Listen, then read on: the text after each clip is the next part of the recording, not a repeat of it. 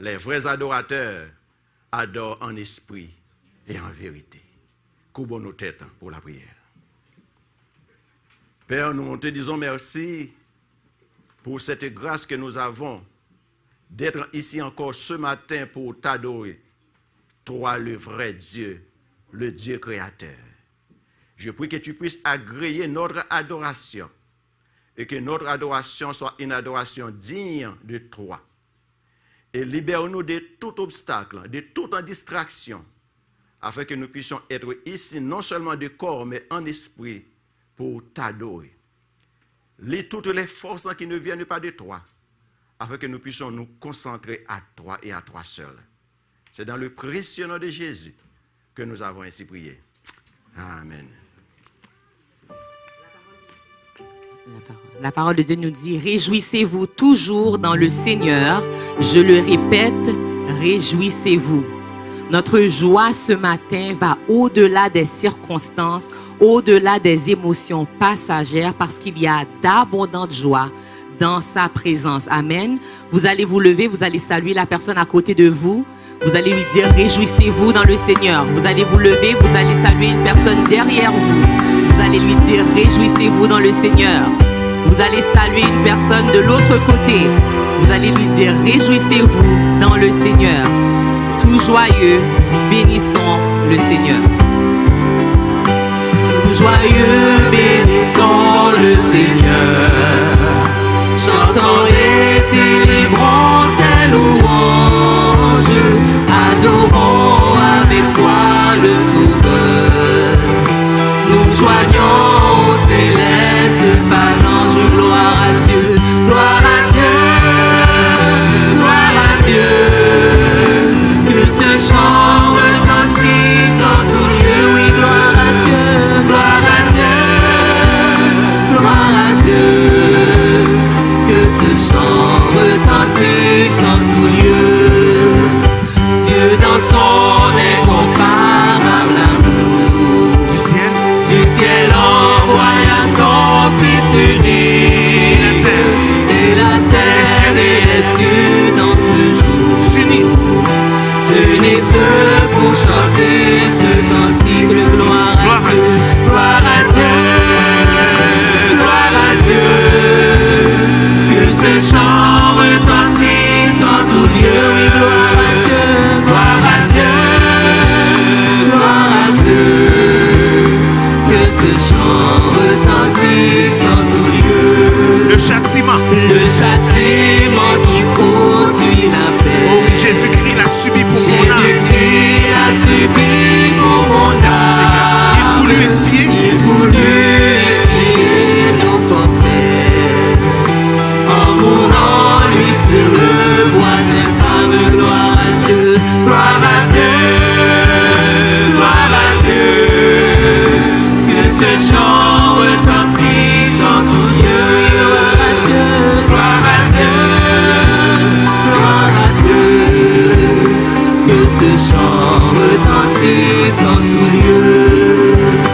Nous voulons en retour, bon Sauveur, t'aimer par-dessus toute autre chose. Forme ton amour dans notre cœur, et puis que chacun de nous dispose. Gloire à Dieu, gloire à Dieu, gloire à Dieu. Que ce chant retentisse en tout lieu. Oui, gloire à Dieu, gloire à Dieu, gloire à Dieu. Que ce chant retentisse en tout lieu. Oui, gloire à Dieu, gloire à Dieu, gloire à Dieu. Que ce chant retentisse en tout lieu. Gloire à Dieu, gloire à Dieu, gloire à Dieu. Que ce chant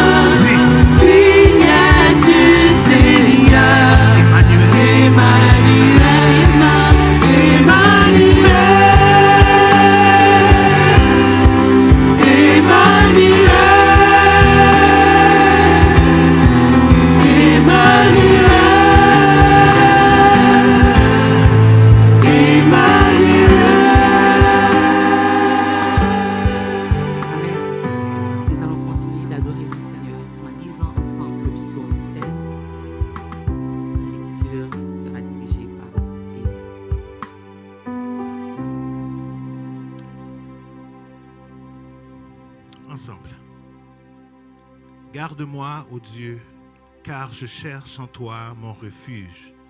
Je dis à l'Éternel, tu es mon Seigneur, tu es mon souverain bien. Les saints qui sont dans le pays, les hommes pieux sont l'objet de toute mon affection. On multiplie les idoles, on court après les dieux étrangers. Je ne répands pas leur libation de sang. Je ne mets pas leur nom sur mes lèvres. L'Éternel est mon partage et mon calice. C'est toi qui m'assures mon lot. Un héritage délicieux m'est échu. Une belle possession m'est accordée. Je bénis l'Éternel, mon conseiller. La nuit même, mon cœur m'exhorte. J'ai constamment l'Éternel sous mes yeux. Quand il est à ma droite, je ne chancelle pas. Aussi mon cœur est dans la joie, mon esprit dans l'allégresse, et mon corps repose en sécurité. Car tu ne livreras pas mon âme au séjour des morts. Tu ne permettras pas que ton bien-aimé voie la corruption. Tu me feras connaître le sentier de la vie. Il y a d'abondantes joies devant ta face, des délices éternelles à ta droite. Amen. Amen. Nous avons dit au psaume 2, je dis à l'Éternel, tu es mon Seigneur, tu es mon souverain bien. Est-ce qu'il y a des gens qui sont dans la joie de servir et de célébrer l'Éternel ce matin? Amen. Amen. Nous allons dire ensemble, Jésus, ta sainte présence est la source du bonheur. Dans la joie et la souffrance, elle est le repos du cœur. Amen. Amen.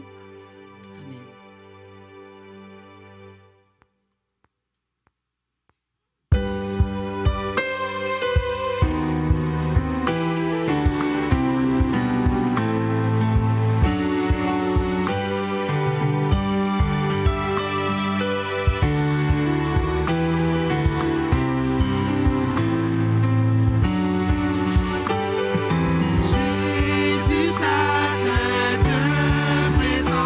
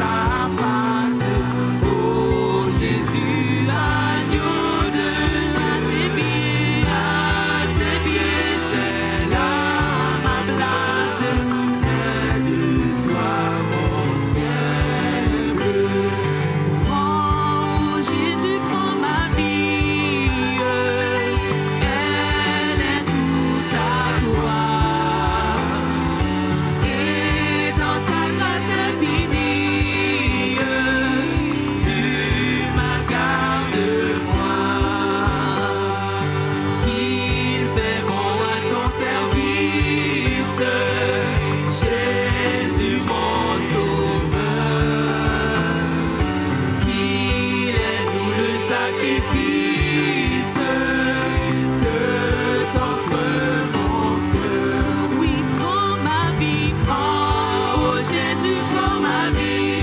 Elle est toute à toi, elle est toute à toi. Et dans ta grâce infinie, tu m'as gardé moi. Mon désir, mon vœu suprême, c'est ta sainteté.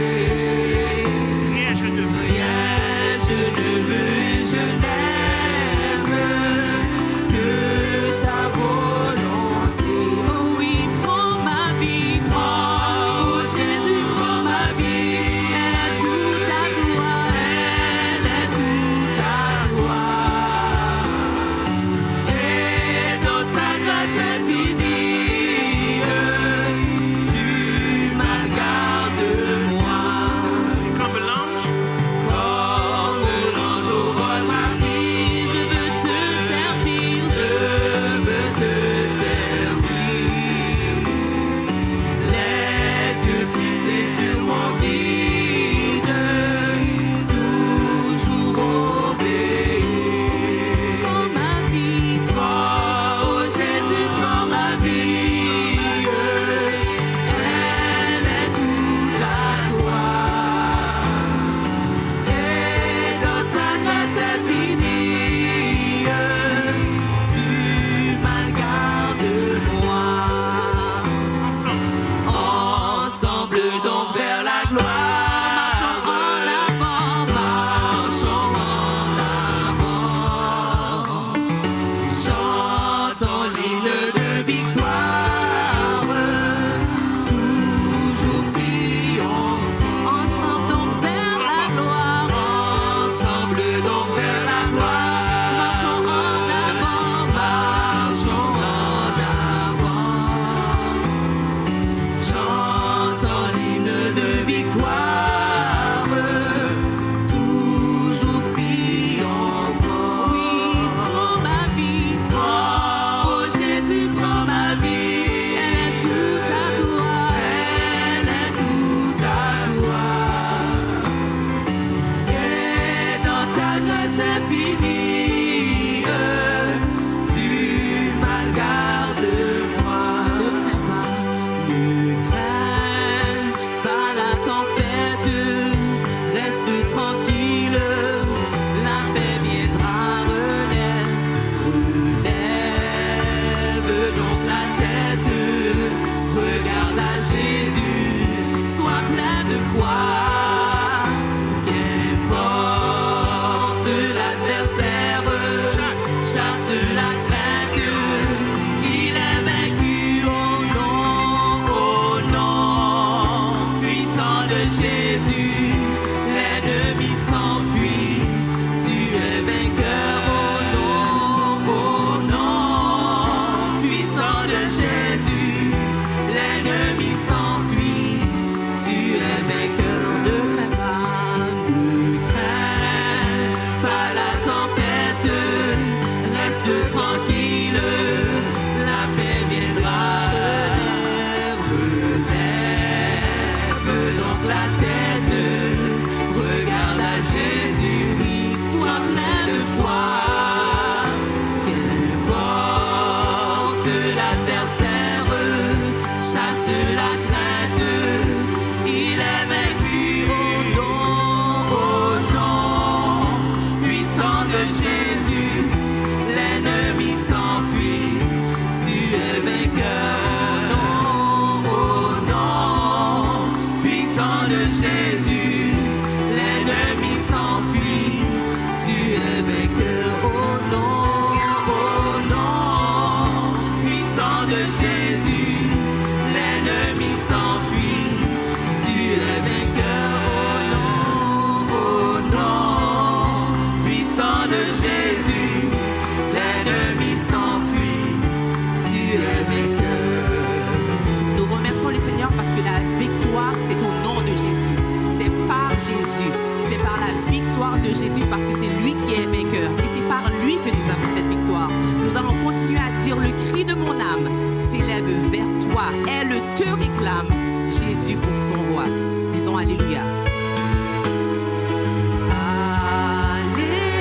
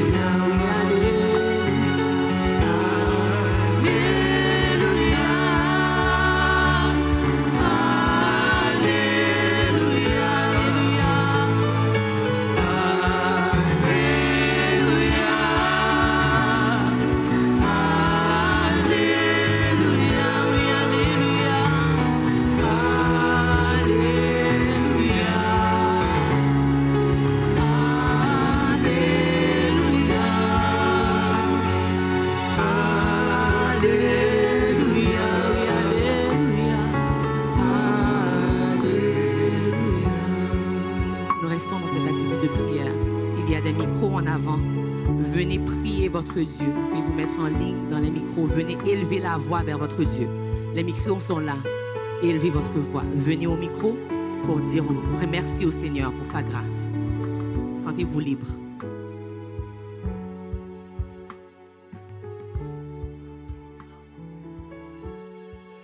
Venez prier, que ce soit des actions de grâce, ou bien si vous venez avec un fardeau, c'est le moment de vous présenter devant votre Dieu. Vous pouvez utiliser la langue qui vous convient. L'Éternel, notre Dieu, il parle en toutes les langues. Donc venez, avancez. Donc c'est le temps de vous présenter devant votre Dieu pour lui parler ce matin, pour vous présenter vos fardeaux, vos actions de grâce. Il peut vous écouter. Avancez.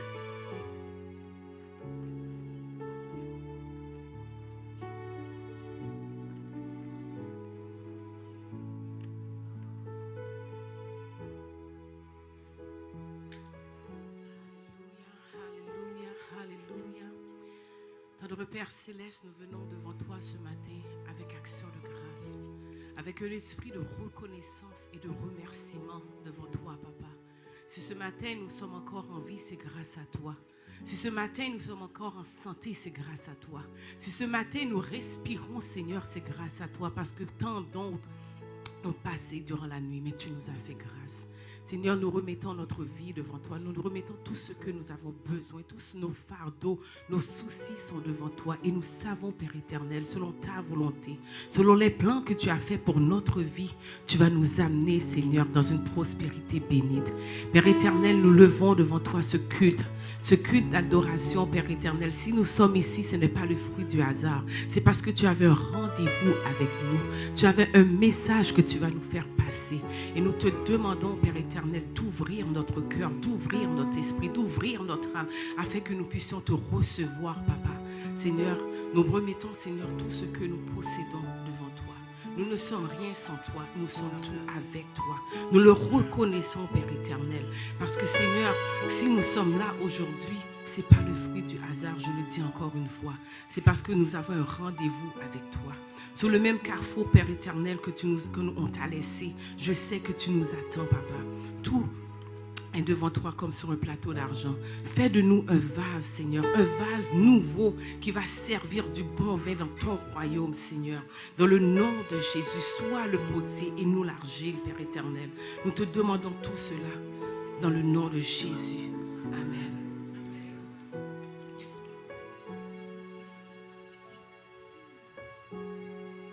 Est-ce qu'il y a d'autres personnes? Sinon, je vais prier. Dieu Tout-Puissant, notre Père, toi qui as envoyé ton Fils dans le monde pour sauver nous qui étions perdus et dispersés. Nous te remercions pour les dons que tu donnes à chacun d'entre nous, pour la capacité et l'intelligence que tu nous donnes pour t'adorer et te louer. Nous te disons merci pour la réunion d'affaires que nous avons hier soir. Tu as dirigé cette rencontre du début jusqu'à la fin. Nous te disons merci pour la maturité de nos membres, pour cette unité, pour cette communion qui grandit parmi nous. Merci pour ces frères et ces sœurs que tu as préparés pour servir parmi nous. Remplis leurs coupes et bénis leurs familles. Nous sommes reconnaissants de leur travail et nous te bénissons pour leur service de qualité. Nous intercédons pour nos diacres, Sœur Nancy, Sœur Mirjo, Sœur Claire-Lise, Frère Bayonne, Frère Paul, Frère Marc-Antoine, Frère Huberman. Bénis leur ministère dans le service de ton Église. Je prie qu'ils restent attachés à ta saine doctrine et qu'ils continuent à être une bénédiction pour chacun d'entre nous. Et bénis leur famille. Nous réclamons ta toute puissance sur nos pasteurs et anciens. Que nous soyons des hommes qui s'attachent à ta parole. Que nous soyons disposés à nous laisser diriger par ton esprit. Car nous ne voulons pas être des hommes qui se conforment au siècle présent, mais des hommes transformés par le renouvellement de l'intelligence, afin que nous discernions quelle est ta volonté pour nous. Ô Père, Accorde-nous, Papa, la grâce et la sanctification de continuer à te servir fidèlement, car nous voulons voir ta face lorsque ce sera le temps. Dieu Tout-Puissant, source de toute sagesse, toi qui connais nos besoins avant que nous les exprimions, nous prions que chaque responsable de ministère continue à persévérer dans la foi, malgré les épreuves et les difficultés qu'ils peuvent rencontrer dans le service. Donne-les la force qui vient de toi. Père, tourne ton regard d'amour vers les gens de ce quartier où est placée notre Église. Je prie que tu attires à ton Fils en Jésus ceux qui vivent encore dans le péché et qui ne connaissent pas Jésus comme Maître et Seigneur de leur vie. Nous prions pour leur famille et qu'ils connaissent, Papa, la paix et la joie. Nous prions aussi pour les familles qui connaissent des difficultés relationnelles. Je prie qu'elles vivent dans l'amour, dans le respect, dans l'unité et qu'elles t'honorent dans leurs relations. Père, il y en a qui apportent, qui soupirent après toi, parce qu'ils souffrent dans leur corps. Ils attendent un toucher de toi. Touche-les ce matin et apporte la guérison. Que ceux et celles qui viennent avec des douleurs puissent en retourner chez eux joyeux parce que tu leur as touché. Je prie que cette nouvelle semaine apporte la joie pour ceux et celles qui sont tristes. Je prie que tu puisses en donner une réponse à leurs questions, que tu répondes à leurs prières selon ta bonne volonté. Nous t'adressons aussi nos prières pour ton Église dans le monde entier. Papa, ce matin, il y a des serviteurs et des servantes qui sont à l'église ou qui s'apprêtent à t'adorer, mais dans l'inquiétude à cause de la violence, à cause de la guerre ou du kidnapping.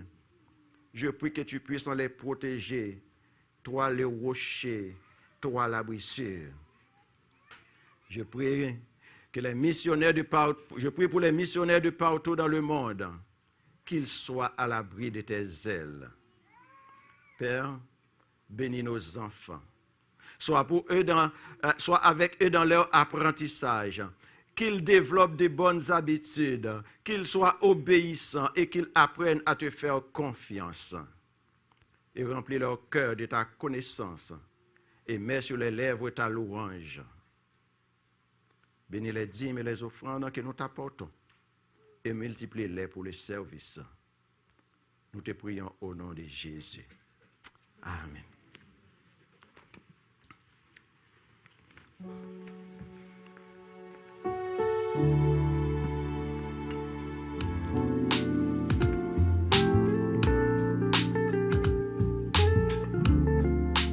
Bonjour Église missionnaire évangélique baptiste de l'Outaouais. Voici vos annonces pour la semaine du 12 novembre 2023. Nous remercions le ministère de la jeunesse des deux églises et les leaders qui ont accompagné nos jeunes à participer aux Folies lunaires à Montréal cette fin de semaine. Tous les mardis, il y a temps de prière à 11h. Tous les mercredis, il y a études bibliques en ligne à 19h. Et tous les dimanches, il y a école du dimanche pour tous nos enfants de 3 ans à 12 ans durant le culte. Et la pouponnière est ouverte pour tous les jeunes enfants de 2 ans et moins. Notre prochain moment de jeûne et prière sera samedi le 25 novembre 2023, ici en présentiel de 10h à midi. Le ministère Femmes au cœur de la mission vous invite, mesdames, à réserver la fin de semaine du 24 novembre pour la retraite des femmes. S'il vous plaît, réservez vos places auprès d'un membre du comité, soit Magali, sœur Stéphanie ou sœur Annie.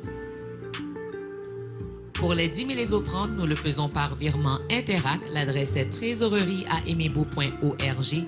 Dans la section questions, vous mettez l'objet de votre don. Le mot de passe est Emebo 84 en minuscule. Pour ceux qui aimeraient le faire en présentiel, il y aura un moment durant le culte pour le faire. Nous souhaitons un joyeux anniversaire à tous ceux qui célèbrent un anniversaire de naissance, de mariage ou de conversion cette semaine. Joyeux anniversaire. À tous nos visiteurs, nous vous souhaitons la bienvenue parmi nous. Si vous avez des questions ou un besoin affiché à l'écran, tout en vous souhaitant bonne adoration. Bonjour frères et sœurs. Moi c'est Magali. Annie, Stéphanie. Nous sommes les femmes au cœur de la mission connue sous le nom de FCM.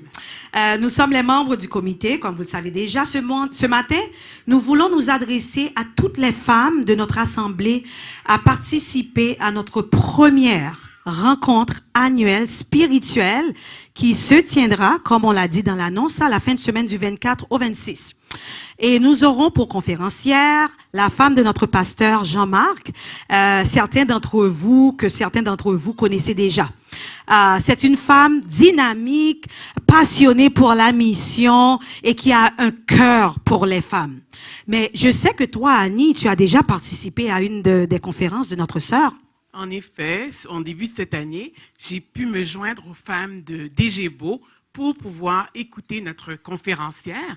Et ce qui était intéressant, c'est que les sujets abordés par cette conférencière-là vraiment touchent notre vision de titre 2 que nous avons à l'Église. Et c'est vraiment une approche qui nous permet de faire une introspection approfondie sur tous les domaines de notre vie. Et ce que je trouvais qui était vraiment intéressant, c'est que nous soyons intentionnels comme personnes, toujours basés sur la parole de Dieu. Alors, ça nous permet d'avoir un équilibre dans notre vie chrétienne. Amen, amen. Vous savez, les amis, nous n'arrêterons pas de vous dire comment votre implication dans la vie de votre Église, dans votre communauté, dans vos familles est importante. Regardez autour de vous ici à l'Église. Nous, les femmes, peu importe la saison dans laquelle nous nous trouvons, nous pouvons occuper plusieurs fonctions dans l'Église. Nous avons besoin de ce temps pour partager, échanger, nous ressourcer entre sœurs. Qui sait, il y a peut-être certaines d'entre vous qui passaient par des moments difficiles. Et cette occasion serait idéale pour vous aider à voir clair, à avoir peut-être une autre perspective. L'Église a lancé le projet Titre 2, qui est un projet dans lequel des femmes matures marchent avec les femmes plus jeunes, mariées ou pas. Alors, mesdames, nous vous encourageons à vous faire violence pour venir passer ce temps que vous avez besoin, ensemble, entre sœurs. Alors, pour plus d'infos, venez nous voir après le culte. Merci.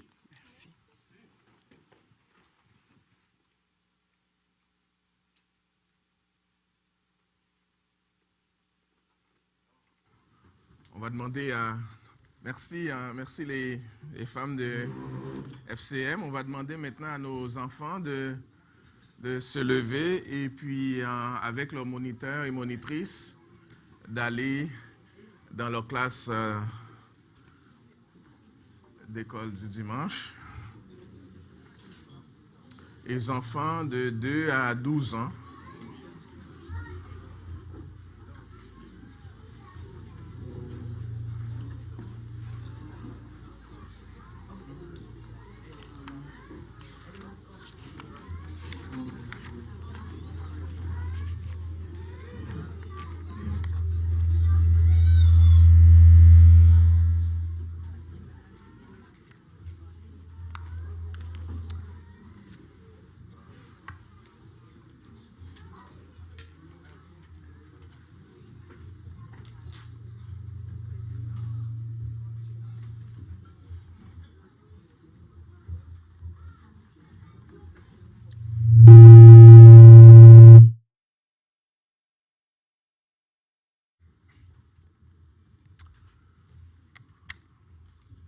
Patientons le temps que les enfants montent.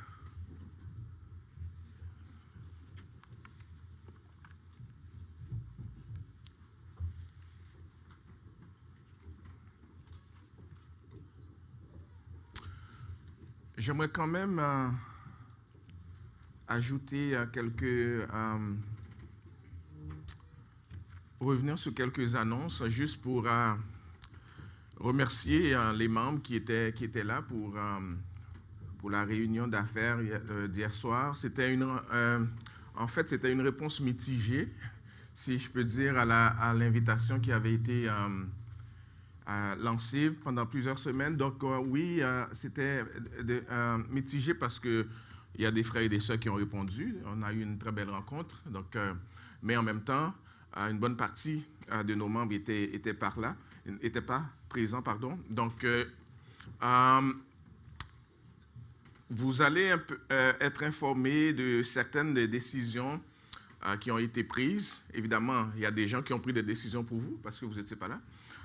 Donc, on va vous envoyer ces informations par le groupe WhatsApp pour être au courant de ces décisions-là. Le président du conseil va vous envoyer ces informations. On remercie aussi les hommes qui étaient présents en matinée pour la formation du groupe des hommes. Il y avait un très bon groupe hier avec non seulement les hommes de l'Église, mais aussi les hommes des Gébo et puis d'Orléans. C'était un très bon temps de formation avec pasteur Marcou. On remercie le Seigneur pour cela. On remercie aussi le Seigneur. Comme ça a été dit dans les annonces, il y a beaucoup de nos frères, de nos sœurs très impliqués qui s'engagent dans la vie de l'Église. Je sais que c'est beaucoup de travail. Vous êtes impliqués. Les dernières semaines ont été très occupées pour vous. Il y en a qui ont passé la journée hier quasiment ici. On reconnaît que c'est des efforts, mais que le Seigneur lui-même vous fortifie pour sa gloire. J'aimerais aussi dire félicitations à sœur Kimberlyn, qui a été diplômée cette fin de semaine. Très content. Elle est diplômée en développement des ressources humaines. Hein? Donc, c'est... merci. Il y a quelques personnes qui ont pu l'accompagner à Montréal pour sa graduation. On remercie le Seigneur. On remercie le Seigneur pour sœur Claire-Lise et d'autres personnes qui accompagnent notre sœur. C'est bien de voir tous les progrès que le Seigneur fait dans la vie de son Église et de les souligner ensemble. La dernière annonce que j'aimerais vous faire, c'est qu'on va avoir une rencontre à l'Église, non seulement pour nos visiteurs, mais pour tous les nouveaux arrivants dans notre Église. Mais si vous connaissez, vous, des personnes qui viennent d'arriver dans la région, à Gatineau, chrétiens ou pas, nous allons avoir une rencontre ici à l'église. On va vous annoncer la date de cette rencontre-là pour passer du temps avec ces personnes-là, apprendre à les connaître, voir comment on peut les aider à s'intégrer dans la région et dans notre église. Ça va vous être annoncé, mais si vous-même, vous connaissez des gens qui viennent d'arriver, faites déjà les annonces. On va avoir une belle soirée organisée pour ces personnes ici à l'église. Je vous tiendrai au courant d'ici la semaine prochaine de la date de cette rencontre. Mais pour le moment, je vais vous inviter à vous lever. On va lire ensemble dans Matthieu, chapitre 11. Matthieu, chapitre 11. Je vais lire pour nous les 19 premiers versets, même si notre message va toucher une partie seulement de ce texte. On reviendra la semaine prochaine sur la suite du texte. Lorsque Jésus eut achevé de donner ses instructions à ses 12 disciples, il partit de là pour enseigner et prêcher. Jean, ayant entendu parler dans sa prison des œuvres du Christ, lui fit dire par ses disciples: « Es-tu celui qui doit venir, ou devons-nous en attendre un autre ?» Jésus leur répondit: « Allez rapporter à Jean ce que vous entendez et ce que vous voyez. Les aveugles voient, les boiteux marchent, les lépreux sont purifiés, les sourds entendent, les morts ressuscitent, et la bonne nouvelle est annoncée aux pauvres. Heureux celui pour qui je ne serai pas une occasion de chute. » Comme il s'en allait, Jésus se mit à dire à la foule au sujet de Jean: « Qu'êtes-vous allé voir au désert? Un roseau agité par le vent? Mais qu'êtes-vous allé voir? Un homme vêtu d'habits précieux? Voici ceux qui portent des habits précieux sont dans les maisons des rois. Qu'êtes-vous donc allé voir? Un prophète? Oui, vous dis-je, et plus qu'un prophète.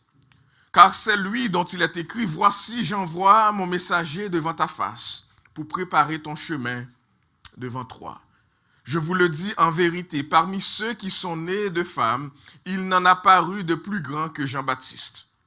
Cependant, le plus petit dans le royaume des cieux est plus grand que lui. Depuis le temps de Jean-Baptiste jusqu'à présent, le royaume des cieux est forcé, et ce sont les violents qui s'en emparent. Car tous les prophètes et la loi ont prophétisé jusqu'à Jean. Et si vous voulez le comprendre, c'est lui qui est l'Élie qui devait venir. Que celui qui a des oreilles pour entendre, entende. À qui comparerai-je en cette génération? Elle ressemble à des enfants assis dans des places publiques et qui, s'adressant à d'autres enfants, disent « Nous avons joué de la flûte et vous n'avez pas dansé. Nous avons chanté des complaintes et vous ne vous êtes pas lamentés. » Car Jean est venu ne mangeant ni ne buvant et ils disent « Il a un démon. » Le Fils de l'homme est venu mangeant et buvant. Ils disent « C'est un mangeur et un buveur, un ami des publicains et des gens de mauvaise vie. » Mais la sagesse a été justifiée par ses œuvres. Parole du Seigneur. Merci, vous pouvez vous rasseoir. Une génération confuse qui ne sait pas quand il faut danser, qui ne sait pas quand il faut pleurer. Notre bon Père Céleste, nous te remercions du privilège non seulement de t'adorer en esprit et en vérité, d'apporter devant toi nos chants de louange et de reconnaissance, mais de l'occasion que tu nous donnes d'être exposés à l'enseignement de ta parole. Nous approchons devant ta sainte parole avec humilité, sachant que nous n'avons pas la connaissance qu'il faut, l'expérience qu'il faut pour l'enseigner. Nous avons besoin que tu nous oignes par ton Saint-Esprit pour que nous l'enseignions avec simplicité, avec clarté, par la grâce qui vient de toi. Nous avons besoin aussi que ton Saint-Esprit visite nos frères et sœurs pour ouvrir leurs oreilles de manière à écouter cette parole qui vient de toi. Nous prions que tu nous fasses taire ou que tu fasses taire en nous tout esprit de distraction, que nous soyons à l'écoute de ta parole et qu'elle nous transformer à salut pour la gloire de ton Saint-Nom et pour notre bénédiction à chacun. C'est notre prière devant toi, dans le précieux nom de Jésus. Amen. Amen. Notre objectif ce matin est d'attirer votre attention sur les premiers versets de ce chapitre. Les premiers versets de ce chapitre seulement, parce que la question de Jean-Baptiste, que Jean-Baptiste envoie poser à Jésus, peut interpeller tout chrétien, chacun d'entre nous, à tout moment de notre marche en chrétienne, à un moment ou à un autre. Nous n'aurons probablement pas le temps d'aborder tout le contenu de notre passage. Nous y reviendrons, comme j'ai dit, dimanche prochain, Dieu voulant. Mais notre texte nous apprend, dès le verset 1er, le texte nous apprend que lorsque Jésus eut achevé de donner ses instructions à ses 12 disciples, il partit de là.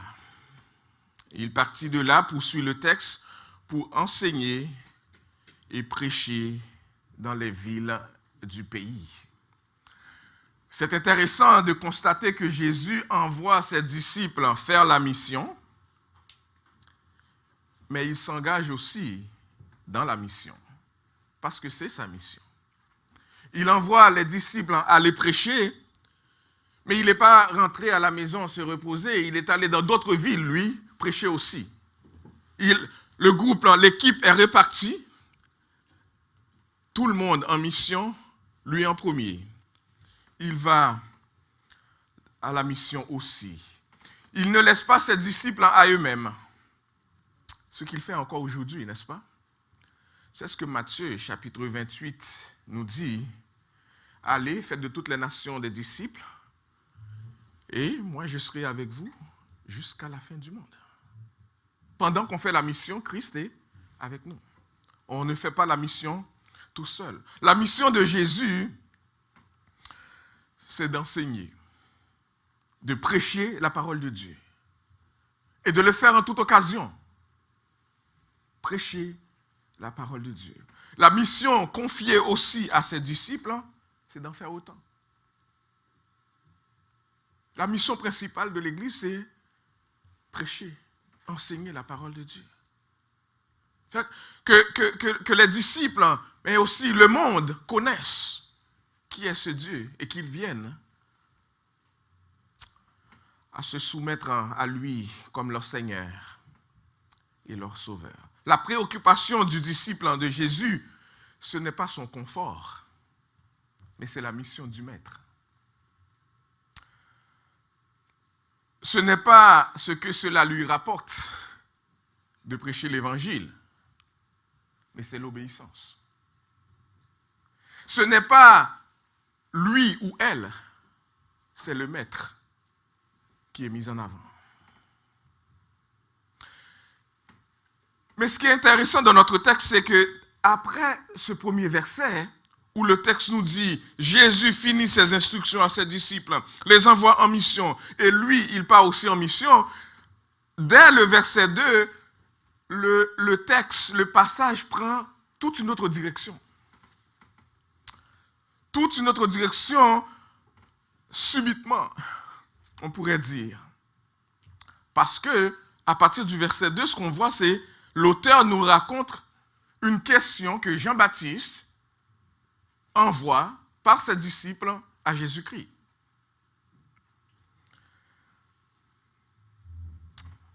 Il envoie une question.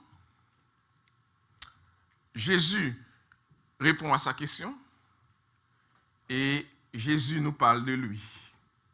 C'est un peu ça qu'on va regarder. Question de Jean-Baptiste, réponse de Jésus. Ensuite, Jésus qui nous présente Jean-Baptiste et le compare à nous aujourd'hui. La question que Jean pose à Jésus par l'intermédiaire de ses deux disciples, c'est ce que le verset nous dit, a de quoi attirer notre attention, chers amis. Regardez la question de Jean-Baptiste. Jean, ayant entendu parler dans sa prison, il était en prison, il entend parler des œuvres de Jésus-Christ, lui fit dire par ses disciples, « Es-tu celui qui doit venir ou devons-nous en attendre un autre? » Qu'est-ce qui a amené ce serviteur de Dieu à poser une telle question?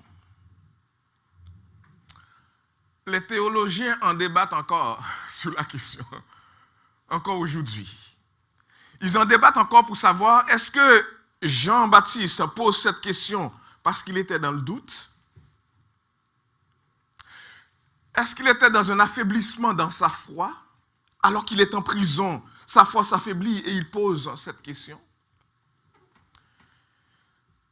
On ne sait pas. Le texte ne dit pas Jean était dans le doute et il pose cette question.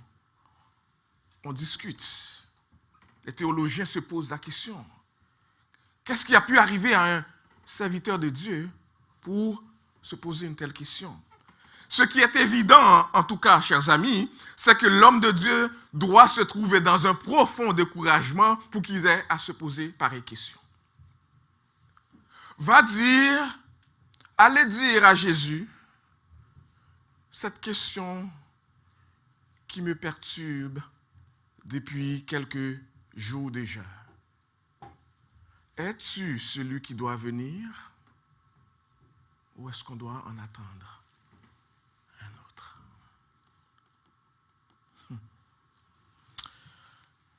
Il faut comprendre qui était Jean-Baptiste pour comprendre encore toute la profondeur de la question. Nous rappeler qui était cet homme. C'est l'un des personnages les plus importants et les plus connus de toute la Bible. Jean-Baptiste était le prophète qui a annoncé la venue de Jésus. Faites juste le lien là. C'est lui qui a annoncé la venue de Jésus. Et c'est lui qui envoie la question pour dire, es-tu celui qui doit venir? Est-ce que je m'étais trompé quand je t'ai présenté comme l'agneau de Dieu qui vient? La vie de Jean-Baptiste est caractérisée par la dévotion, la soumission à Dieu et à son royaume. Jean, c'est la voix de celui qui crie dans le désert, nous dit Jean. Tandis qu'il proclamait la venue du Messie à un peuple qui était désespérément besoin de sauveur. Jean, c'est celui qui était dans le désert à crier, voici le Messie, celui qui doit venir. Il présentait Jésus comme celui qui devait venir. Et là, il est dans la prison, il envoie poser la question à Jésus, es-tu celui qui doit venir? Ou devons-nous en attendre un autre?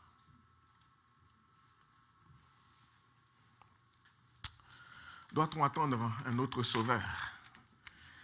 Jean est le précurseur, celui qui vient avant, le précurseur de l'évangéliste moderne, qui partage sans honte, sans gêne, qui partage dans l'évangile de Jésus-Christ. C'est un homme de foi, c'est un modèle pour ceux qui souhaitent partager leur foi avec les autres. C'est un homme de courage. C'est celui qui présente Jésus pour la première fois en public et qui dit, il faut qu'il croisse et moi je diminue. C'est ce Jean-là qui envoie cette question. Jean, c'est celui qui a répondu lorsque les pharisiens lui posent la question, qui es-tu? Es-tu le Christ? Es-tu le Messie qui doit venir? Il dit, moi, je vous baptise d'eau, mais il vient au milieu de nous quelqu'un que vous ne connaissez pas, mais qui vient après moi. Je ne suis pas digne de délier les souliers, les lacets de ses souliers.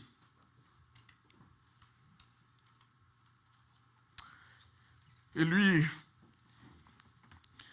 lorsque Jésus se présente à Galilée, l'agneau de Dieu qui ôte les péchés du monde.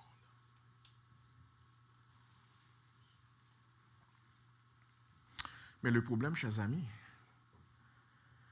c'est que Jean croupit dans une prison.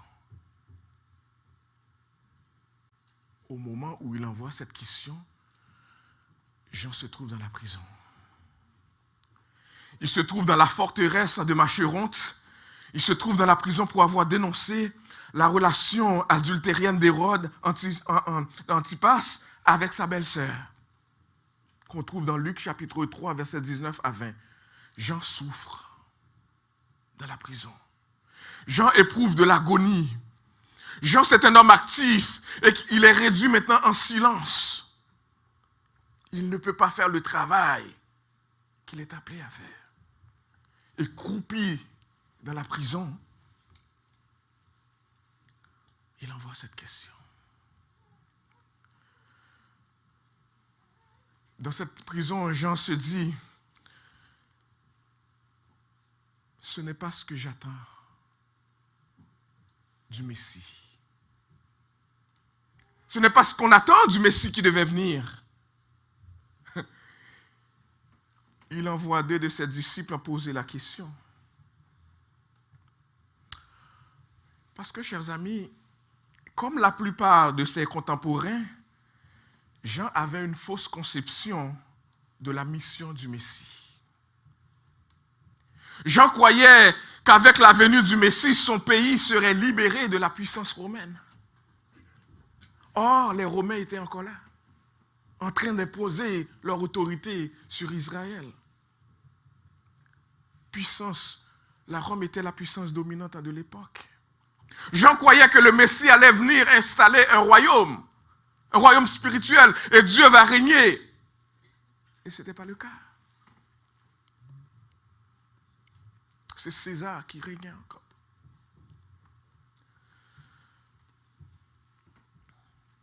Jean ne voit rien de tout cela.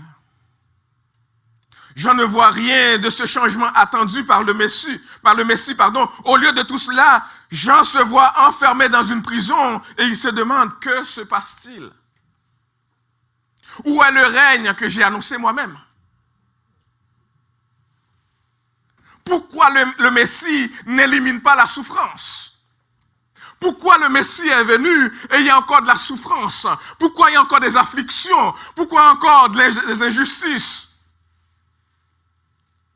Pourquoi? Pourquoi il y a encore la faim? Pourquoi encore les douleurs? Chers amis, n'avez-vous jamais éprouvé pareil sentiment? N'avez-vous jamais éprouvé pareil sentiment? Comme disciple de Jésus, ne vous est-il jamais arrivé à poser la question, si Dieu est souverain, pourquoi il permet que cela arrive à moi? N'avez-vous jamais posé la question? C'est cette question que j'ai posée. Si Dieu est souverain, pourquoi il permet que tout cela arrive à moi, à ma famille, dans mon mariage, à mes enfants, autour de moi? Parce qu'il y a des attentes qui viennent avec le fait de savoir que Dieu est souverain. Il y a des attentes qui viennent avec le fait de savoir que Dieu est tout-puissant et qu'il est bon. On se dit, mais s'il est bon, s'il est tout-puissant, pourquoi il n'intervient pas?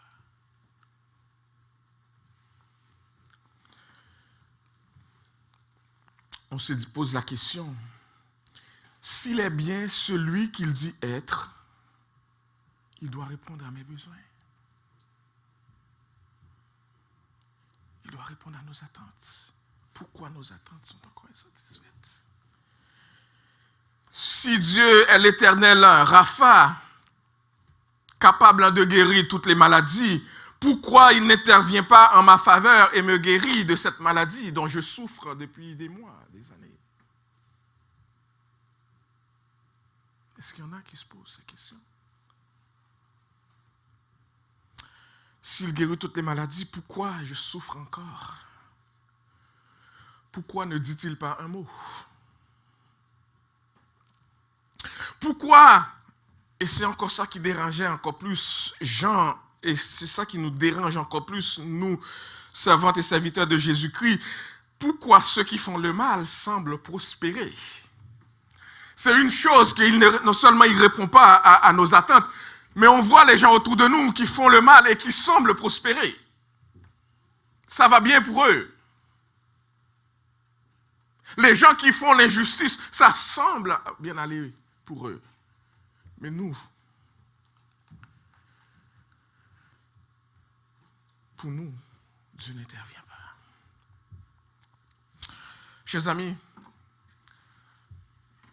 j'ai eu moi-même à me poser pareil questionnement. Il y a 2 ans de cela, lorsque je me trouvais à Montréal, à un moment donné tout seul dans la chambre,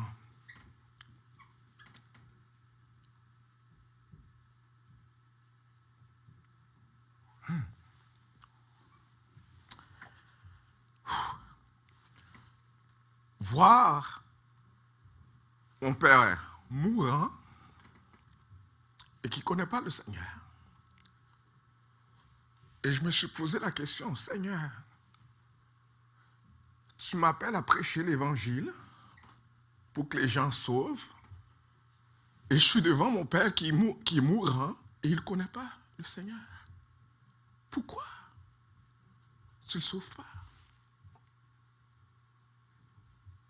Pourquoi?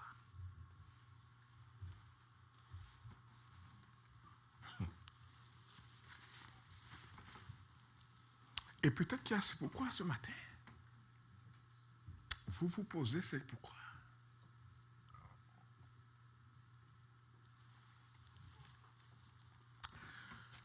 Joseph a eu à se poser c'est pourquoi. il n'a rien fait à ses frères. Ça va aller, merci, ça va aller. Il y a des gens qui pensent à nous. Pas juste ma femme, des frères et sœurs aussi. Joseph s'est posé la même question, chers amis. Imaginez Joseph, qui n'a rien fait à ses frères, qui se trouvait à être vendu comme esclave pour aller dans un pays qu'il ne connaît pas. Et malgré toute sa bonté, il se trouvait dans une prison pour ne rien faire, pour n'avoir rien fait. Pensez à Job, que la Bible présente comme étant un homme intègre. Job voit disparaître tous ses biens en quelque temps. Mais pire que ça, toute sa famille disparaît. Avez-vous déjà pris le temps de dire, et des fois je me pose la question, j'espère que vous vous posez la question, si Dieu m'enlevait cela, si Dieu vous enlevait cette chose-là, ces enfants-là, ces richesses-là, cette maison, est-ce que vous lui donnerez encore gloire?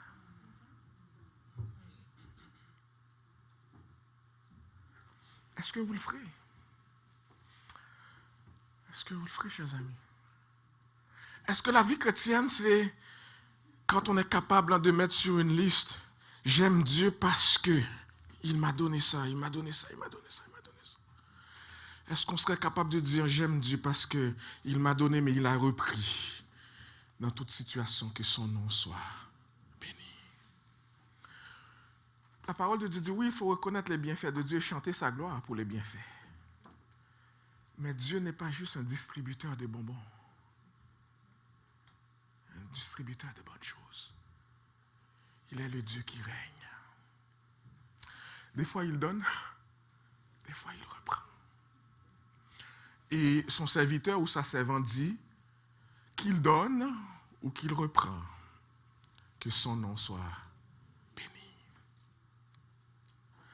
Parce qu'il nous a déjà donné quelque chose, quelqu'un de tellement plus grand, que même s'il ne nous donnerait plus rien, on devrait être en situation de le glorifier. Il nous a donné Jésus. Cette semaine, dans l'étude, on a vu Romains chapitre 8. S'il nous a donné ce qu'il avait de plus cher, de plus précieux, Jésus-Christ, qu'est-ce qu'il ne nous donnerait pas en retour avec lui? Il nous a donné Jésus. Si vous avez Jésus, vous avez ce qui est de plus précieux. Vous avez tout pleinement en lui. Il faut arriver à vivre la vie chrétienne dans cette dimension-là pour reconnaître que c'est Dieu qui est Dieu, pas nous. Et il n'est pas Dieu dans les limites de ce qu'il donne. Dans la vie chrétienne, il y a des fois où Dieu va reprendre. Vous savez comment la vie de Jean-Baptiste est finie? Le serviteur de Jésus-Christ, vous savez comment sa vie est terminée? Sa tête coupée, déposée dans un plateau, soumis pour le plaisir d'une femme qui voulait tout simplement sa vengeance.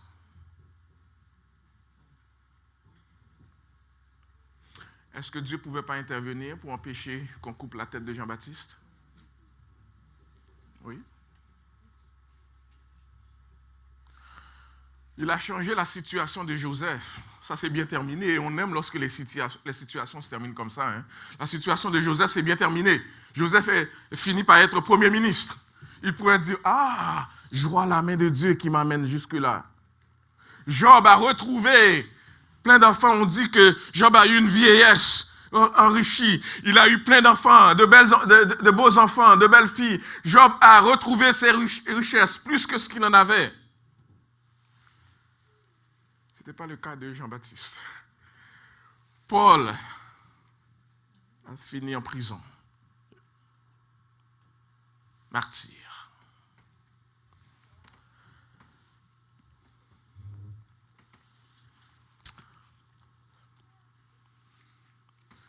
Il a subi le martyre, il était décapité dans une prison. Il nous faut, chers amis, nous rappeler, et je prie que je parle à des servantes et des serviteurs de Jésus-Christ ce matin. C'est Dieu qui est souverain, pas nous.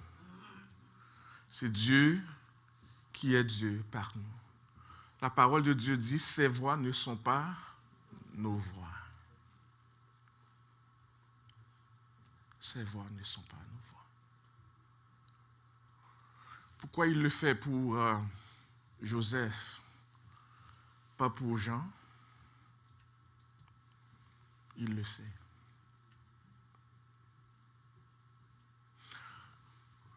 Pourquoi certains d'entre nous sont bien à l'aise et pas d'autres? Dieu le sait. Pourquoi dans certains couples ça va merveilleusement bien et pas dans tous les cas? Dieu le sait. Mais comme servantes et serviteurs de Jésus-Christ, nous ne pouvons pas abandonner lorsque les choses ne vont pas bien. Ce n'est pas à cela que Dieu nous appelle. Avançons. Mais la deuxième chose que j'aimerais vous dire, c'est que ne prenons pas nos attentes pour les promesses de Dieu. C'est important. Ne prenons pas nos attentes, nos propres attentes pour les promesses de Dieu. Des fois, nous prenons nos attentes. Regardez, Jean dit, le Messie qui va venir, j'attends à ce qu'il enlève les problèmes. Qu'il n'y ait pas de souffrance lorsque le Messie va venir. Qu'il n'y ait pas de violence, qu'il n'y ait pas d'injustice. Qu'il n'y ait pas de problème. Mais c'était les attentes de Jean-Baptiste. C'était ses propres attentes. Et devant ces attentes insatisfaites, il devient découragé. C'est ce que nous faisons aussi. Nous avons nos propres attentes créées et nous les comprenons comme si c'était des promesses que Dieu nous fait. Et parce que ces attentes-là ne sont pas satisfaites, nous commençons à nous décourager. Mais nous oublions que ce n'est pas la parole de Dieu qui nous avait dit que les choses, qu'on allait vivre une vie chrétienne en rose. C'est nous qui avons créé ces attentes-là. Dieu ne nous avait pas dit que le mariage, c'est pour que je devienne heureux. Pour que la vie aille chaque jour en bien. Ce n'est pas ça le mariage. Le mariage, c'est que l'homme et la femme ensemble, comme servantes et serviteurs de Christ, adorent Dieu ensemble. Soient heureux dans leur service à Dieu. C'est Dieu qui mérite l'adoration. Ce n'est pas pour que l'homme devienne plus heureux et la femme devienne plus heureuse. Vous avez créé ces attentes-là. Et lorsqu'ils commencent à avoir des difficultés, vous vous comparez à d'autres couples et vous devenez découragés. Vos attentes ne sont pas les promesses de Dieu.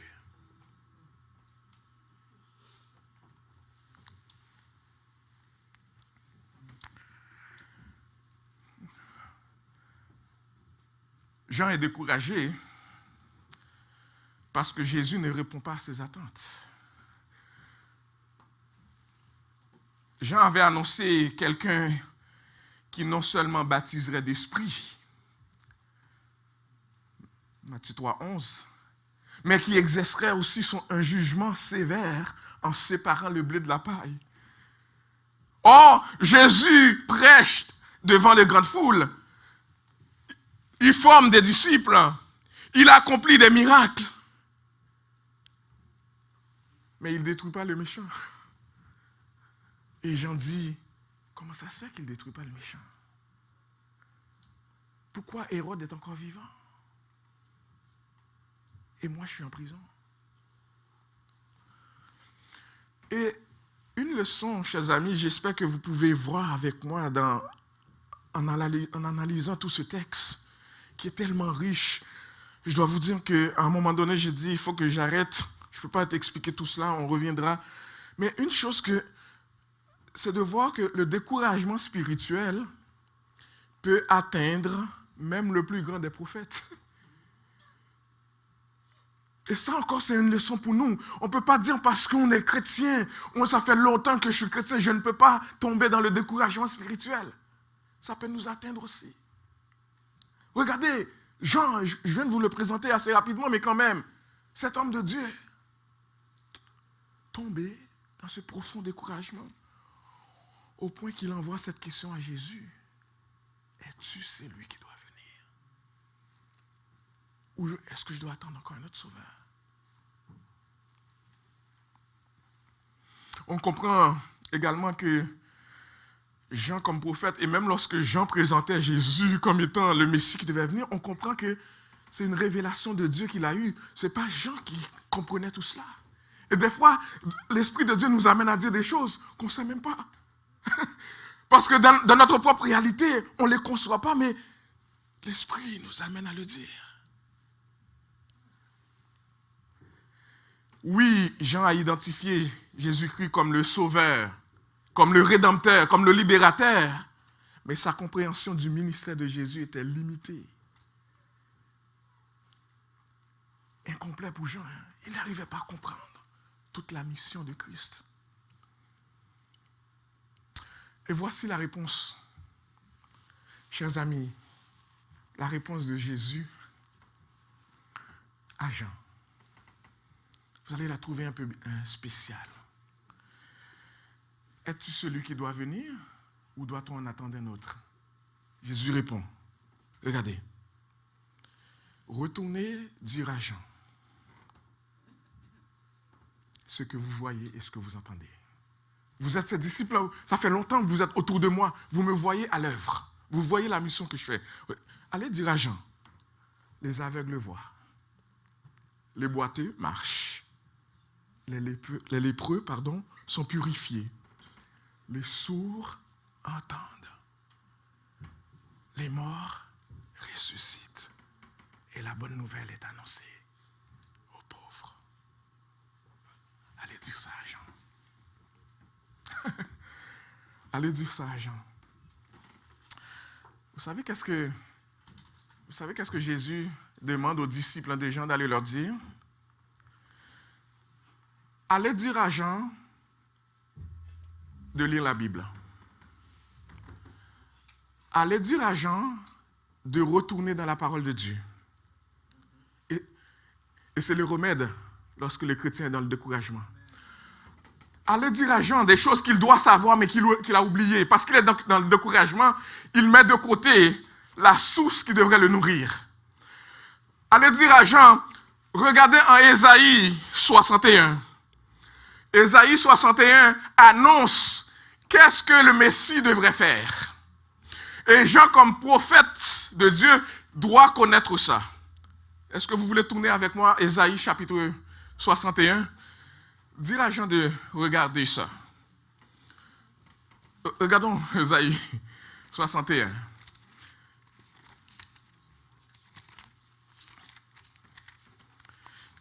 Ésaïe 61 dit, voici quelle va être la mission du Messie.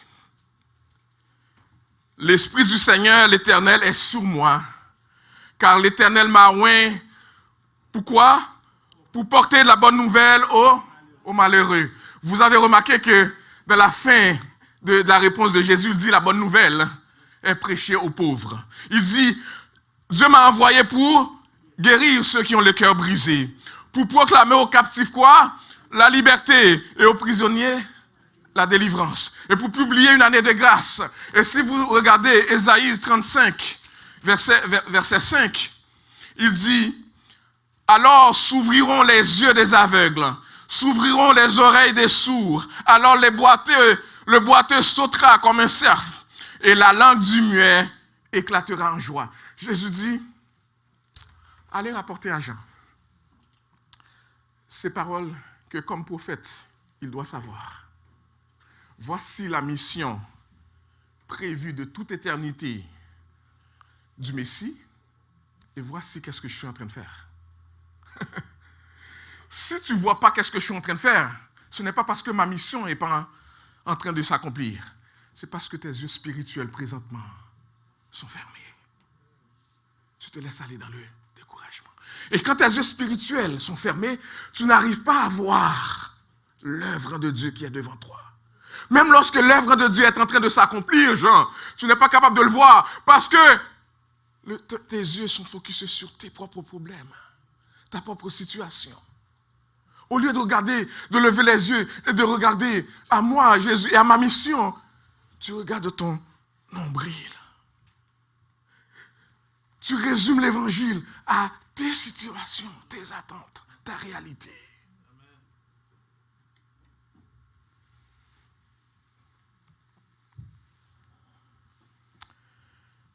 Allez dire à Jean combien ce que vous entendez, combien ce que vous voyez correspond parfaitement à la parole de Dieu, à la mission du Messie. Allez dire cela à Jean. Et que Jean soit réconforté. Dites à Jean de regarder les choses dans la perspective du grand plan de salut et non seulement de sa propre situation. Tout ce que Jésus fait accomplit parfaitement les paroles qui ont été annoncées par rapport à sa mission. Dès le premier jour, jusque son dernier soupir, jusqu'à sa résurrection, jusqu'à son intercession, jusqu'à son retour dans la gloire. C'est vrai, chers amis, que le jugement ne vient pas encore. Mais le jugement viendra. Mais pour le moment, Jésus est à l'œuvre pour sauver ceux qui sont encore dans les ténèbres, pour les attirer à lui. Et Jean se demandait comment ça se fait. Jésus passait du temps à vouloir sauver, à prêcher, et à faire des miracles, et à guérir, et à libérer, alors que lui, il était en prison. Jésus dit à Jean, t'inquiète pas. T'inquiète pas. Je suis déjà sauvé. Ta place est rassurée dans le salut. Maintenant, il faut laisser cette brebis sauvée pour aller chercher. Il faut laisser pour aller chercher ceux qui sont perdus, qui doivent être dans la bergerie, mais qui ne le sont pas encore. C'est notre responsabilité d'y aller. Et pendant que je suis dans le monde, je vais sauver. C'est pour cela que je suis venu. Chers amis, Dieu est à l'œuvre, même lorsque nos attentes immédiates ne sont pas comblées. Dieu est à l'œuvre même lorsque nos propres attentes ne sont pas satisfaites. Son plan qu'il a établi de toute éternité fonctionne. Le plan de Dieu avance. Même lorsque nos yeux spirituels sont trop fermés pour le voir et pour être en mesure de le reconnaître. Et quelle douce mise en garde que Jésus donne dans sa réponse au verset 6. Matthieu 11, verset 6. Regarde la douce mise en garde de Jésus-Christ. Béni soit celui pour qui je ne serai pas une occasion de chute. Heureux celui pour qui je ne serai pas une occasion de chute. Vous savez ce que ça veut dire? C'est vraiment très tendre ce que Jésus envoie dire à Jean ici. C'est comme si Jésus disait à Jean, tu ne peux pas avoir la joie et la paix, Jean, quand tu mets le focus sur toi et sur tes propres problèmes au lieu de regarder à moi, Jean. Si tu veux retrouver la joie, Jean, il faut avoir le bon focus, il faut regarder à celui qui est source de joie. Mais présentement, dans ton découragement, au lieu de regarder à moi, Jean, tu regardes à tes propres situations, à tes propres problèmes. Tu ne peux pas avoir la paix quand tes yeux sont constamment sur tes propres problèmes, Jean. Tu ne peux pas t'en sortir. Il faut lever les yeux et regarder à celui seul qui peut te sortir de tes troubles. Et c'est moi, Jean. Et c'est ce que Christ nous dit ce matin. À trop regarder nos propres situations, nous oublions de regarder à celui qui peut nous sortir de la situation difficile dans laquelle nous sommes. Tu ne peux pas avoir la paix en nourrissant pareille inquiétude. C'est comme si Christ disait à Jean, ne te laisse pas prendre dans le piège du découragement. C'est un piège, Jean. C'est un piège, le découragement spirituel. C'est un piège de penser que tu as besoin d'un autre sauveur. Celui qui devait venir est là.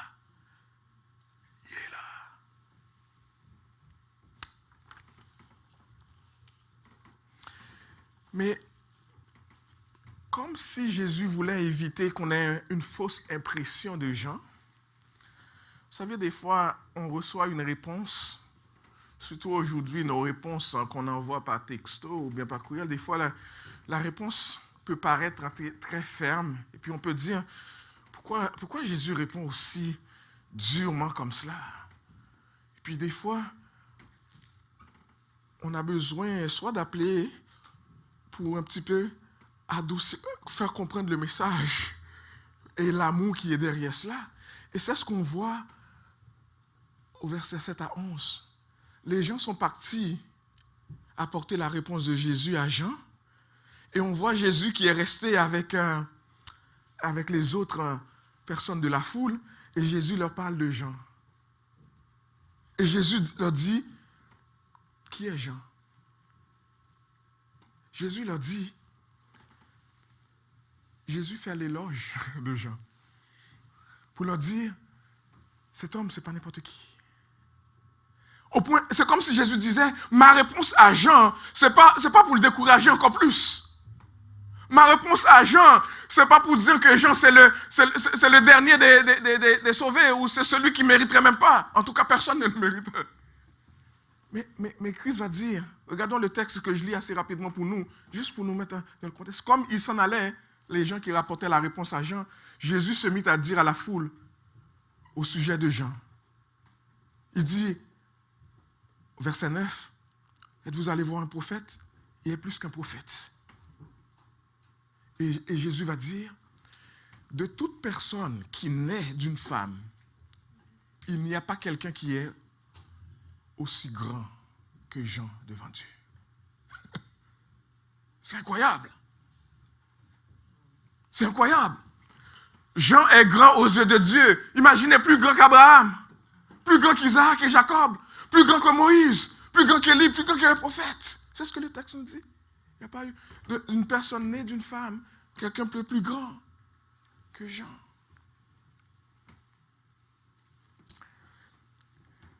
Il était grand car il annonce Jésus-Christ et il le désigne de manière explicite. Il était grand par son courage et sa fidélité à Dieu. Jean n'est pas un roseau, nous dit verset 7, n'est pas un roseau agité par le vent. Ça veut dire que ce n'est pas un homme qui se plie, qui se laisse aller au gré des influences. Ce n'est pas un homme inconstant, un homme faible, un homme flatteur. Jean, ce n'est pas un homme qui se plie à la pression des gens autour de lui.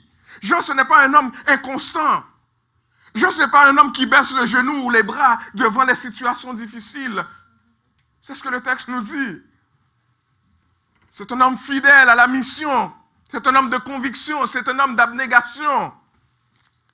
C'est un homme sobre. Il n'est pas de ceux qui portent des habits précieux et qui veulent travailler dans les maisons du roi. C'est un homme qui préfère servir Dieu, même si ça devrait lui coûter. Même s'il n'avait rien, il préfère servir Dieu plutôt que d'être là où il pouvait être riche. Et voici qu'est-ce qui est tellement réconfortant pour nous aujourd'hui. J'ai entendu un serviteur prêcher sur ce texte. Ce qu'il a dit m'a tellement encouragé. Il dit, je ne sais pas qui est le dernier, parce que le texte dit, verset 11, parmi ceux qui sont nés d'une femme, il n'en a point paru de plus grand que Jean-Baptiste. Cependant, le plus petit dans le royaume des cieux est plus grand que lui. Vous et moi, qui sommes de l'autre côté de l'histoire et qui venons à Christ en plaçant notre foi en lui, le texte nous dit, nous sommes plus grands que Jean. Étant donné notre exposition à Christ, notre connaissance de Christ, ce que nous savons de lui, de la nouvelle alliance. Mais ce que le prédicateur disait, que je trouvais intéressant, c'est qu'il dit, il ne sait pas qui est le plus petit dans le royaume des cieux. C'est peut-être moi le plus petit dans le royaume des cieux. En fait, je pense que c'est moi le plus petit dans le royaume des cieux. Paul a dit que c'était lui, mais il ne me connaissait pas encore, Paul, à ce moment-là. Mais imaginez, même moi comme le plus petit, le texte me dit, je suis plus grand que Jean. Voyez la bénédiction de connaître le Seigneur. La bénédiction de faire partie de ceux qui ne l'ont pas vu mais qui ont cru, qui se soumettent à lui, qui obéissent à lui. Parce que lorsqu'on est de l'ancienne alliance, on a une connaissance limitée de Christ. Dans la nouvelle alliance, nous avons toute cette connaissance, la révélation de Christ au complet, de Dieu au complet de Christ. Et je fais 3 applications pour terminer ce message. Première application, chers amis. La réalité de l'évangile nous dépasse. Je ne sais pas si vous arrivez à la même conclusion que moi, mais la réalité de l'évangile nous dépasse et surpasse nos propres compréhensions et nos comportements. Nous ne pouvons pas penser pouvoir comprendre Dieu agir chaque jour. Dieu est trop grand pour qu'on comprenne tout ce qu'il fait. Dieu travaille de manière que nous ne comprendrons pas toujours. On ne peut pas limiter son travail à nos propres réalités. On ne peut pas dire si Dieu ne fait pas ça pour moi, c'est parce qu'il n'est pas capable de faire cela ou il m'abandonne. Ce n'est pas cette connaissance que nous devons avoir de Dieu. Le plan de Dieu est plus grand que ce que nous pouvons imaginer. Le Seigneur ne nous donne pas toujours et il ne veut pas toujours nous donner des explications par rapport aux situations que nous vivons. Il veut que nous lui fassions confiance. C'est ça que le disciple fait. Il fait confiance à son maître. Es-tu découragé parce que Jésus n'a pas répondu à tes attentes? Rappelle-toi ce matin, comme Jean, Jésus est à l'œuvre, même lorsque tu n'es pas capable de le voir spirituellement. Deuxième application. Jean a mené une vie centrée sur la présentation de Christ aux autres. Il se concentre sur la mission que Dieu lui a confiée. Et nous sommes appelés à partager, à faire la même chose que Jean, à partager la vérité de Jésus avec les autres, peu importe notre situation. Et ce qu'il faut retenir de cela, c'est que des fois, ça va nous amener à être en prison. Peu importe le type de prison. Vous savez, la prison aujourd'hui, ça peut être les amis qui nous abandonnent parce qu'on leur parle de Jésus. Les gens qui ne voudraient pas nous entendre parce qu'on leur parle de Jésus. Mais est-ce qu'on va arrêter de parler de Jésus pour avoir leur amitié? Ou on veut continuer à parler de Jésus, même si on devait perdre leur amitié, parce qu'on choisit ce qui est plus important pour nous. Troisième et dernière application, Jean a envoyé sa question. Regardez à qui Jean a envoyé sa question. Jean a envoyé sa question à Jésus. Pourquoi? Pour connaître la vérité. Quelle décision sage. Jean n'a pas appelé quelqu'un pour dire, penses-tu que c'est lui le Messie? Il a envoyé la question à Jésus. Il faut chercher la vérité à la source de la vérité. Tu veux connaître la vérité sur Jésus? Retourne dans ta parole. Retourne dans la parole de Dieu. Les gens autour de nous vont nous donner leur propre opinion sur la question, à moins qu'ils ouvrent la parole de Dieu avec nous. Retourne à Jésus. Jean a été à la source et il a eu réponse à sa question. Et je pouvais imaginer ces serviteurs de Dieu encouragés. Et même lorsque on devait venir lui enlever, le couper la tête, rester ferme dans la foi. Je termine le message, je vais lire pour nous en Luc, je lis pour nous en Luc chapitre 4, quelques versets seulement. Luc chapitre 4, verset 17 à 21. Luc 4, 17 à 21 dit ceci. Et cela nous explique Jésus, qui est arrivé à un moment donné dans la synagogue, qui était avec les gens qui venaient adorer. Jésus rentrait, il prend le rouleau. On n'avait pas la Bible écrite à ce moment-là encore. Il prend le rouleau. Et il prend le rouleau il l'ouvrait. On lui remit le livre du prophète Ésaïe. Jésus prend le texte, l'ayant déroulé, le rouleau, il le déroule et il trouva l'endroit où il était écrit. L'Esprit du Seigneur est sur moi, parce qu'il m'a oint pour annoncer une bonne nouvelle aux pauvres. Il m'a envoyé pour guérir ceux qui ont le cœur brisé, pour proclamer aux captifs la délivrance et aux aveugles le recouvrement de la vue, pour envoyer libres les opprimés, pour publier une année de grâce du Seigneur. Vous savez ensuite qu'est-ce qu'il a fait? Jésus prit le rouleau, il le replie et il dit: ce que vous venez de lire là est accompli. Je suis celui dont le serviteur Isaïe a parlé. Et ce que je vous dis ce matin, la même chose. Jésus est encore en mission. On n'a pas attendu notre Sauveur. Le Sauveur est venu, il a vécu, il est mort, ressuscité, il est monté, il reviendra.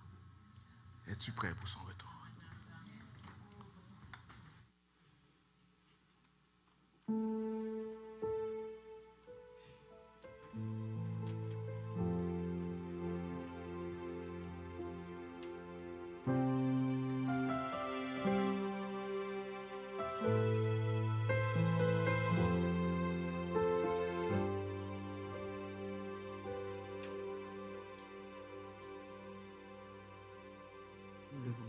Levons-nous ensemble pour dire: tout ce que j'ai est grâce à Jésus. Mon assurance est en Christ seul.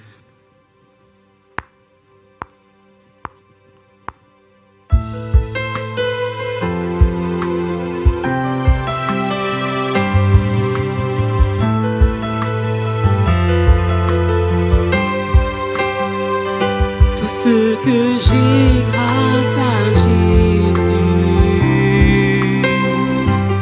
Oui, ses promesses sont pour moi, car il a payé ma rançon. Une fois pour toutes, pour ma liberté, mon assurance est en Christ, en sa justice et non la mienne. Et mon espoir est en son nom. Sa bonté règne et durera jamais. L'amour est plus fort que la mort. Tous mes péchés, son sang puissant. Et j'avance par ta main. Et j'avance par ta faveur. Oh, grâce infinie. Grâce infinie. Oh mon salut, mon assurance est en Christ. Dans sa justice. En sa justice et non la mienne. Et mon espoir est en son nom. Sa bonté règne et durera jamais.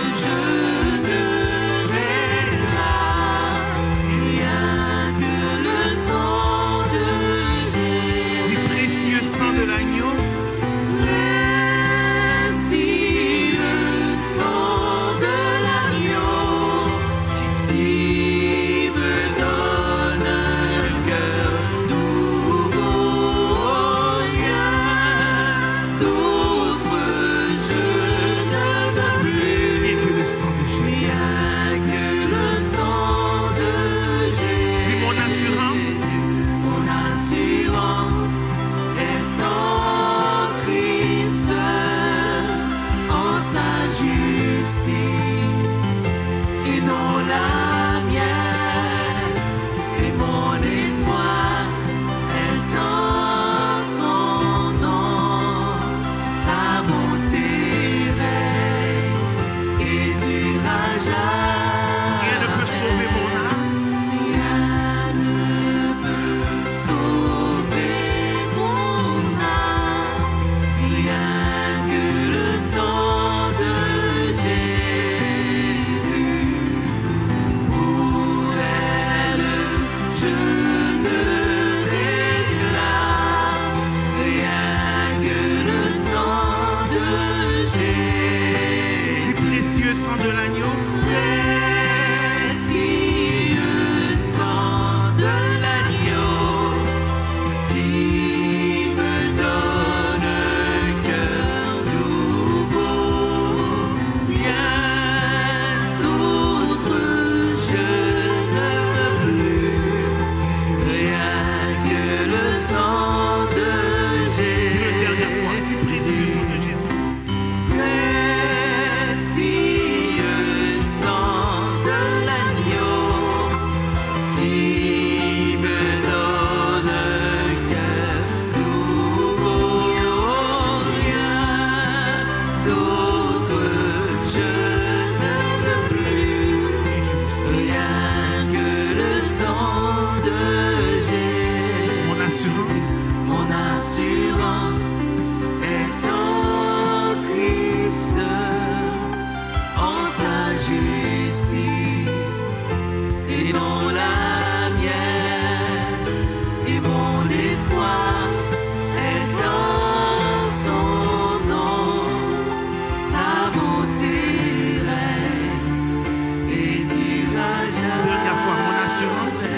Mon assurance est en Christ, Sa justice. en sa justice et non la mienne, et mon espoir est en son nom. Sa bonté règne et durera jamais.